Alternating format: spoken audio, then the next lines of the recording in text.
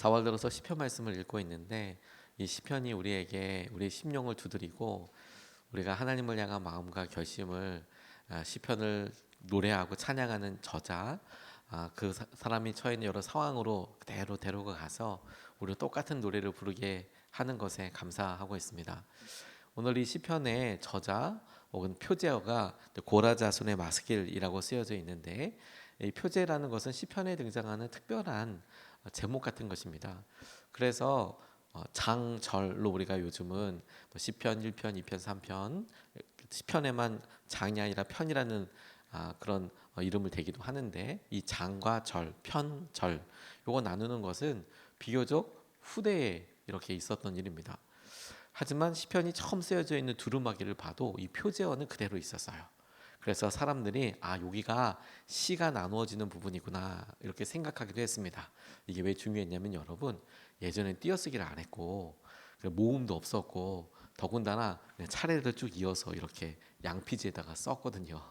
그러니까 몇 장 몇 절인지 구분하는 게 사실 되게 어렵겠죠. 그리고 거의 암기하다시피 했기 때문에 글로 접근하는 사람은 참 쉽지 않았습니다. 근데 이 표제어라는 것은 누가 지었고 어떤 노래고 심지어 어떤 운율이다까지도 이제 상상할 수 있게끔 하는 이제 그런 역할을 했습니다. 이 마스길이라는 표현은 히브리어를 그대로 음역한 것인데 마스킬이라고 히브리어에 나와 있는 이 단어로 보통 교훈 혹은 지시적인 것임을 가리키는 표현인데 시편 47편 7절에는 이 마스길이 지혜라는 단어로 번역이 되기도 했어요. 그러니까 이게 고라 자손의 마스길 어떤 지혜와 교훈을 가지고 있는 시라는 것을 나타내는 것이고 학자들은 이 어떤 종류의 음악 연주를 지칭하는 게 아닌가. 그러니까 마스길이라는 노래가 나올 때 우리가 어떻게 어떤 뭐 장엄하게 혹은 뭐 어떻게 뭐 설교하듯이 뭐 이런 표현을 나타내는 말이 아니겠는가라고 그렇게 추측합니다. 다만 안타까운 것은 시편에 지어진 시기가 있지만 유대 사람들이 전 세계에 흩어져 살기도 하고 하다 보니까 이 노래는 그대로 내려오는데 이 곡조가 어떻게 부르는지에 대해서는 뭐 학자마다 어떻게 딱 집중을 할 수가 없는 상황이죠. 다만 이것이 교훈적인 시이고 시편의 한 12편 정도 이 마스길이라는 이런 표제어가 등장을 하는데 어떤 형태의 음률이나 어떤 느낌을 가지고 있었던 음악 어떤 표현이지 않을까 이렇게 생각을 합니다. 그리고 이 시는 고라자손 중에 누군가가 썼다라고 그렇게 내려옵니다. 이 정확한 시각적인 표현을 가지고 있어요. 사슴이 목이 말라서 헐떡이는 것처럼 주님을 향하여서 주님 나 이 갈망과 목마름을 좀 채워주십시오. 이렇게 시각화해서 이야기하고 있는데 그 가장 기본되는 배경이 뭐냐면 낙심하여 힘들어서 주님 나 좀 만나 주십시오. 나 좀 채워 주십시오. 이런 모습을 노래하고 있습니다. 주님 제가 주님께서 주실 은혜를 갈망하고 주님 하나님이 없다고 이야기하는 사람들 혹은 내 삶에 내가 하나님을 믿지만 내가 너무 힘들고 어려운 삶을 살고 있는 것에 대해서 하나님을 찾고 있는 그런 모습을 사슴에 빗대어서 헐떡이듯이 주님을 찾습니다 라는 그런 시입니다. 그런데 오늘 우리가 붙잡고 기도하고 싶은 것은 그가 그렇게 갈망하면서 하나님 없을 때 없는 것처럼 느껴질 때 갈망하고 찾고 있는 그런 갈증도 너무 중요하지만 그가 그렇게 느끼고 있는 낙심에 대해서 하나님 왜 응답하지 않으십니까? 하나님 왜 악인들은 저렇게 살아갑니까? 하나님 왜 이렇게 고난이 계속 길게 됩니까? 라고 찾고 있는 그 배경이 되는 낙심의 때에 어려움의 때에 이 고라의 자손이 어떻게 노래하고 있는지 무엇을 중심하고 있는지가 우리에게 참 중요한 도전이 되겠다고 싶어요. 첫 번째로 주목하고 싶은 것은 반복해서 나오고 있는 것들 중에 이러이러한 상황과 이러이러했을 때 어떻게 한다라고 나와 있을 때 반복되는 말들에 주목하고 싶은데 기다리는 것과 찬양하는 거예요. 그래서 기다리며 찬양하겠다라는 것이 이 시편 기자가 내가 낙심하고 힘들 때 무엇을 해야 할까? 내가 그래도 기다리면서 찬양해야겠구나. 찬양하련다. 이렇게 고백하고 있는 것에 우리가 주목하고 싶습니다. 오늘 본문의 5절 말씀을 보면 이렇게 나와 있어요. 내 영혼아 네가 어찌하여 그렇게 낙심하며 어찌하여 그렇게 괴로워하느냐 너는 하나님을 기다려라 이제 내가 나의 구원자 나의 하나님을 또다시 찬양하련다라고 이야기하고 있습니다. 내가 고통 가운데 있고 어려움 가운데 있는 그것은 중요하죠. 네, 어려움 가운데 있는 것 참 아픈 상황이고 힘듭니다. 그런데 이 시편의 기자가 내 낙심과 어려움 가운데 낙심 자체가 아니라 내가 하나님을 기다린다라는 표현은 내 마음의 중심과 우리의 삶의 관점을 하나님께 두겠다라는 것이죠. 온통 나한테 두면, 지금 있는 상황에 두면 우리 자신과 이 상황은 낙심을 주목하게 합니다. 상황을 가져오기 때문에 우리 마음속에 드는 가득 차는 것은 낙심밖에 없죠. 그런데 기다리겠다라는 것은 다만 행동으로 내가 뭔가 일어나길 기다려야지. 낙심이 아니라 마음으로 의지적으로 내가 이렇게 챙겨야지가 아니라 내 마음을 하나님으로 내가 채워나가겠다. 그런 의미예요. 하나님을 채워가겠다라는 의미에서 구체적으로 무엇으로 어떻게 그렇게 할 수 있나, 내 마음에 낙심으로 가득 찰 때 어떻게 채울 수 있나라는 것에 대한 구체적인 행동으로 기다리면서 찬양하겠다고 이야기하고 있어요. 찬양하겠다. 시편이 우리에게 참 많은 사람들에게 즐겁게 애송되고 암기도 되고, 그리고 요즘 나오는 어떤 찬양들이 CCM 가사를 이렇게 중심으로 해서 나올 때 참 마음에 와서 많이 부딪히고 위로가 되고 닿지 않습니까? 우리 영혼에 하나님께서 이런 사람들 통하여 똑같은 고백을 하게 하신다라는 것에 이 찬양이 갖고 있는 놀라운 능력이 있거든요. 찬양의 가장 큰 특징은 가사와 멜로디 아니겠습니까? 우리는 그냥 노래 하나라고 생각하지만 정작 여러분, 우리가 이렇게 가사만 볼 때 느껴지는 감흥과 또 입으로 흥얼흥얼할 때의 감흥과 그걸 두 개 합쳐서 할 때가 좀 많이 달라요. 그렇지 않습니까? 우리의 삶의 어떤 의미와 내용과 상황들을 보고 그것도 우리의 마음을 움직이기도 하지만, 정작 우리의 마음의 감정에 마치 멜로디의 흐름처럼 감정의 흐름과 지금 내가 느끼는 바와 내가 어떠한 바가 있지 않습니까? 그런데 그게 딱 결합되어 있을 때 내 상황에 마땅한 어려운 혹은 내 삶에 나아가야 될 방향, 그것이 우리의 삶의 중요한 은혜와 마음처럼 이렇게 하나 되어 있는 것이 찬양이고 시편이거든요. 이 시편은 우리의 정황에, 우리의 내용에, 우리의 삶의 맥락에 멜로디를 가지고 와요. 이게 어떤 느낌인지, 어떤 마음인지, 하나님 내게 내가 느끼는 감정과 내가 느끼는 마음에 대해서 시편이 하나님께서 하신 은혜와 마음으로 함께 서게 하는 것 같습니다. 뿐만 아니라 이 시편은, 노래는 반복이 되잖아요. 이게 큰 장점이라고 싶습니다. 내가 기다리면서, 하나님을 기다리면서 찬양하련다라고 이야기할 때 이 찬양은 한 번 내가 어려우니까 내가 찬양 한 번 한 곡 하고 끝나는 게 아니라 하나님께 내가 찬양하는 행동으로 반복하고, 내가 주님께서 내게 주신 약속과 내 안에 드는 마음을 내가 반복해서 의지적으로 고백하고 채워나가겠다라는 것이죠. 찬양하겠다라는 것은 내가 낙심하고 힘들어하고 내 마음에, 내 어려움에 집중하기보다 내가 하나님께서 주시는 이 노래와 내가 이 가락으로, 멜로디로 주님을 찬양하는 것으로 내 시간을 채워나가겠다. 하나님께서 내게 하신 것들 채워나가겠다. 그러면 놀랍게도 여러분, 처음에는 그냥 내가 부르는 것 같지만 놀라운 것은 함께 노래하면서 이것이 하나님의 마음이 우리에게 임하고 우리 주위에 있는 사람의 어려움과 아픔이 내게 자연스럽게 다가오는 경우들이 많이 있어요. 왜? 노래의 또 다른 특징이 함께 하는 거거든요. 함께. 어느 순간에 한 사람이 이렇게 노래를 찬양을 하면, 그러면 누군가가 자연스럽게 그 노래를 같이 마음에 새기고 함께 부르고 함께 할 수 있겠죠. 이것이 너무 귀한 거예요. 내가 내는 소리와 내가 내는 여러 일들과 합해져서 정말 아름다운 그런 찬양이 되거든요. 제가 방문했던 공동체 중에서 부르도프라는 공동체가 있는데, 미리 이렇게 방문해도 되겠냐고, 그래서 방문했을 때 참 특이한 공동체를 방문했어요. 하나님께서 여러 일들 공동체를 보게도 하셨는데, 막상 거기 가서 보니까 목회자가 누군지도 모를 만큼 뭐 예배도 독특하고, 그런데 제일 독특하고 마음속에 깊이 남았던 것은 예배 시간 때 동그랗게 다 둘러서 이렇게 예배를 드립니다. 강당이 없어요. 그래서 이 넓은 공간에 원이 동심원이 계속 이렇게 그려져 있어요.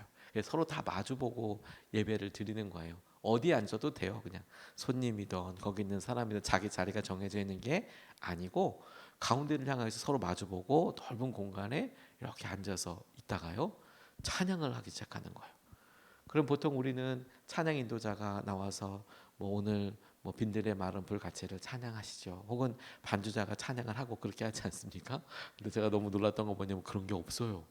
그냥 서로 맹숭맹숭 마주보고 있다가 어느 한 사람이 전 처음에 누가 시키는 줄 알았어요. 어느 한 사람이 찬양을 부르기 시작해요. 빈들의 마른 불같이. 그렇게 시작이 되면 나머지 사람들이 다 따라 부르기 시작해요. 함께 부르기 시작해요. 1절 그렇게 부르다가 2절 3절에는 곡조가 나오기 시작해요.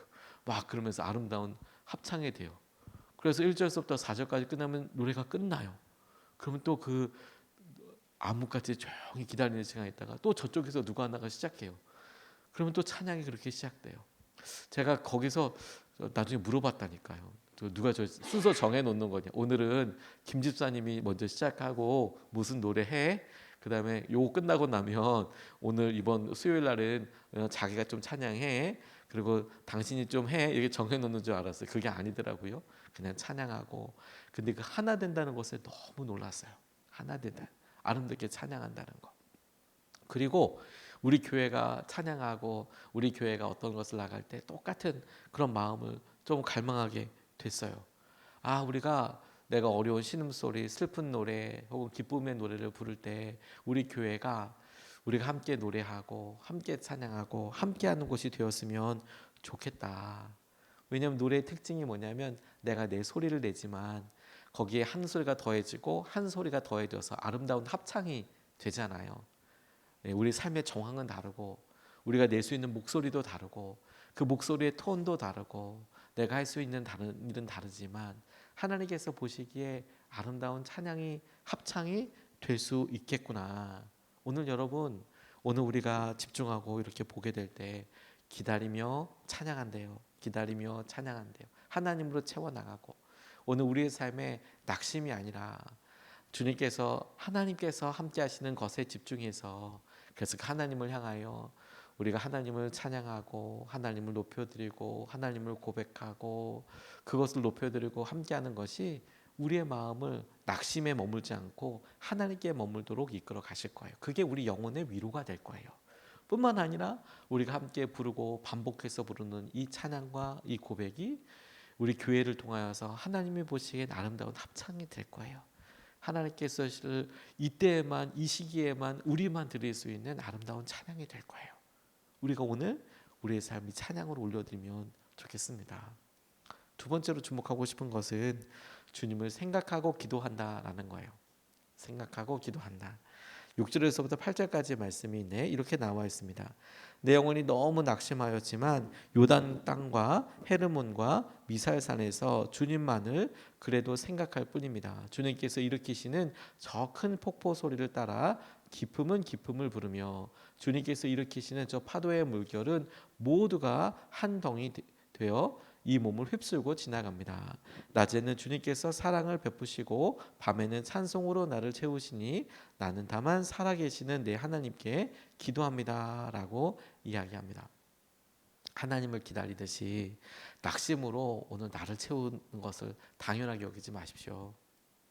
내 마음속에 자연스럽게 드는 여러 생각과 가능성과 그래서 자연스러운 귀결 이렇게 고민하면 이런 시작이 되면 항상 안 되지, 어렵지, 낙담이지 이렇게 되는 낙심을 당연하게 여기지 말고 그렇게 생각이 진행되는 것을 하루하루 한 시간 한 시간 한 분 1분 1분 채워나가면 결국에 오늘 하루 뭐 했나 내가 이렇게 낙심으로 가득 채우고 살았구나 이렇게 되지 않습니까? 그러지 말고 주님을 우리 마음에 채우는 것에 중심을 둬보세요. 그리고 여러분 그분의 살아계심을 우리가 함께 느끼는 것이 중요합니다. 흘러넘치는 것은 가득 찰 때만 가능하지 않습니까? 흘러넘치는 것은 가득 찰 때만 나타나는 현상이잖아요. 물을 부었을 때 물컵이 가득 차면 그러면 흘러넘치죠. 아무것도 없는 상태에서 흘러넘치는 것은 있을 수 없죠. 주님으로 우리를 가득 채우는 거 내가 주님께서 하실 것들로 가득 채우는 거, 내 마음을 가득 채우고 내 시간을 그렇게 가득 채워 나가고, 그렇게 가득 채우면 흘러나오는 것이 기도예요. 주님을 향한 고백과 찬양이 흘러나오도록.